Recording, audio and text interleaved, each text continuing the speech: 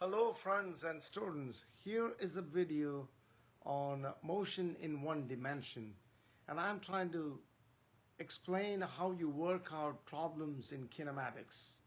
So in this question, you have a ball that is tossed up, vertically up, at 7.3 meters per second from a height of 1.5 meters above the floor.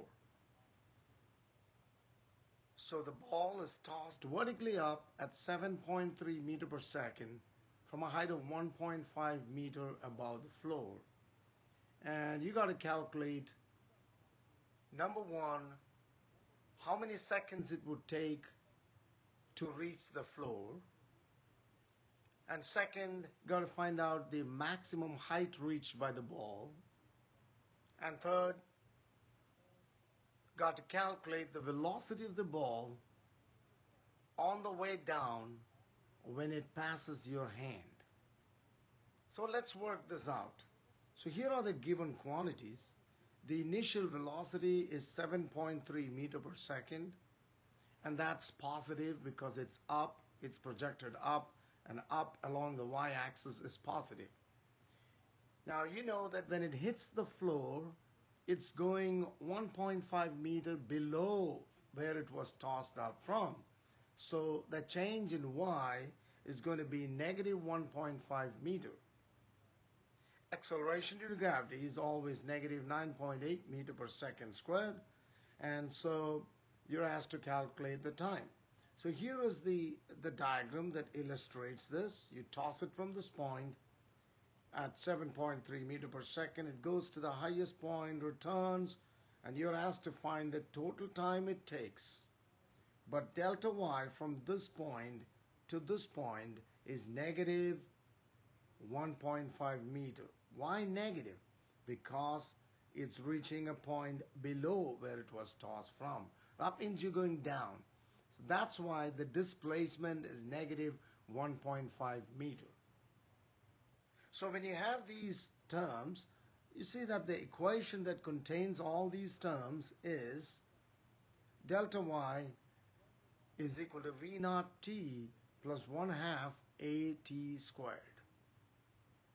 So plug it into that equation. You get negative 1.5 is 7.3 t plus 1/2 times negative 9.8 t squared. And in the next step, 1/2 times negative 9.8 is negative 4.9. And then you rearrange this. Of course, we get a quadratic equation here. When you take this negative to the other side, rearrange it, that is the quadratic equation that you get. And in a quadratic equation, which is of the form ax squared plus bx plus c is equal to 0, we know that a is 4.9, b is negative 7.3, and c is negative 1.5. And the solution of a quadratic equation is minus b plus or minus root b squared minus 4ac by 2a. So when you substitute these values, you get negative 7.3. Two negatives make it a positive because there's a negative b here.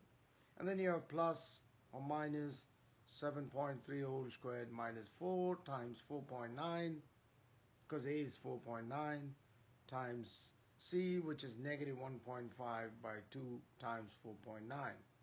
So when you do that, this term remains as 7.3, and then I have solved the whole thing under the square root to get 9.09. In the denominator, you have 9.8. So now you're going to get two answers, because you can have either 7.3 plus 9.09 or 7.3 minus 9.09. So that's going to give you either 1.7 seconds or a negative 0.18 seconds.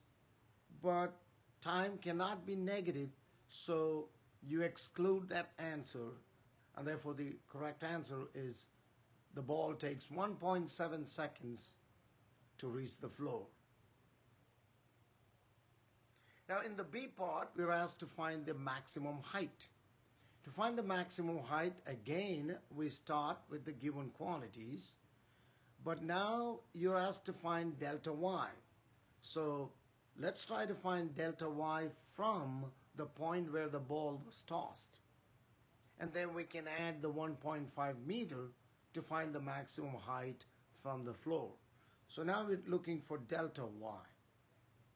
So delta y max or delta y question mark and all the other terms we know. We also know that at the highest point, the final velocity becomes zero. The final velocity is zero because it's tossed up vertically. So final velocity is zero, and then we can use this equation. Vf squared is equal to V naught squared plus 2a delta y. When we use that equation and substitute, you get 0 is equal to 7.3 squared plus, again, 2 times negative 9.8 times delta y. And that quantity becomes negative 19.6. And this is 7.3 squared. So 19.6 delta y. And when you rearrange, you get delta y is equal to 2.72 meter. But then you got to add the 1.5 meter because it was tossed up from 1.5 meters. So the total distance or the height from the ground is 2.72 plus 1.5, which gives 4.2 meter. So that's the maximum height from the floor. And really the third part is simple. We need not even do it because the third part, we know, if you toss the ball at 7.3 meter per second up, when it returns to the same exact point, it should be going down by negative 7.3 meter per second. But I can prove it. Mathematically, let's prove it. So now we're looking for the final velocity. We know the initial velocity is 7.3 meter per second. So we're looking for the final velocity at this point when it's on its way back down. Okay? So we're looking for the final velocity at B. Delta y is 0. Okay, that's the important point. Why is delta y 0? Because it starts from A and then it's at the same height. So the displacement from A to B is 0. The vertical displacement is 0. Delta y is 0. And then we have V naught, 7.3 meter per second. A is negative 9.8 meter per second squared. And then the equation is Vf squared is equal to V naught squared plus 2ay in this case. And we're looking for the final velocity. Of course, the second term, this whole term becomes 0 because delta y is 0. So that term becomes 0, which clearly shows that Vf is either plus or minus 7.3, because when you take the square root of a number, you can have either plus or minus. But remember that the plus here shows the velocity on the way up, and minus shows the velocity on the way down. Okay, since we're asked to find the velocity on the way down, it's going to be negative 7.3 meter per second. And here I'm illustrating the whole story using a displacement time graph, or a position time graph rather. So here are the times, 0.5, 1, 1.5, and that's the point when it hits the floor. So, and on the y-axis you have delta y, which is, so it's starting from 0 up, and so now you have 1, 2, 3, 4, 5.